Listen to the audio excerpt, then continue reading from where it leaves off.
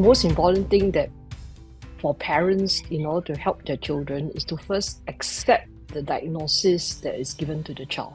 It is not about labeling the child. It is not about accepting that the child has fall short of what is considered by society as normal, but to accept that the child is a normal developing child like any other child. They have their own needs also. But more importantly is that the child diagnosis helps them to understand the temperaments of the child. What are the things that will trigger the child? What are the things that they need to actually plan ahead? By accepting the diagnosis, you are recognizing that your child's brain is different. So because your child is different, you need a lot of accommodations. So for example, if you accept that your child has a sensory issue, coming that is packed together with his autism diagnosis, you will understand better that, I have to avoid a lot of these sensory triggers when we're in public, avoid sensory triggers at home, or we need to train the child to accommodate to their sensory needs. And in this way, you are meeting the child's emotional needs, because then you find that the child will be less triggered, the child will be more well regulated. And when the child is very well regulated, it helps you to manage your own stress.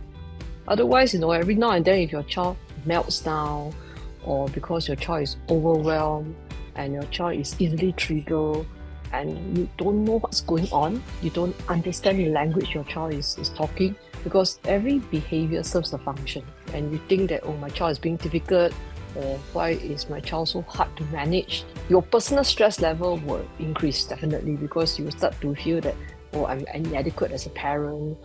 What must I do to help my child be so-called normal? He's not behaving as he should at a certain age. You are not managing your own stress, okay, and you're also not validating your child's needs and helping your child to learn how to regulate.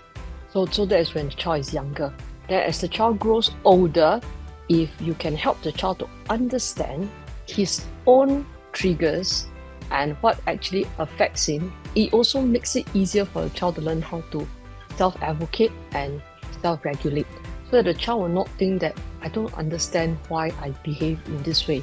I don't understand why I'm so easily triggered, whereas my friends aren't. You see, when my friends seems to be managing better than me. So without a proper understanding of his own brain, how he responds to the environment, the child develops other type of emotional problems, right? Hyper anxiety, poor self-esteem. Easier for the child to lapse into depression.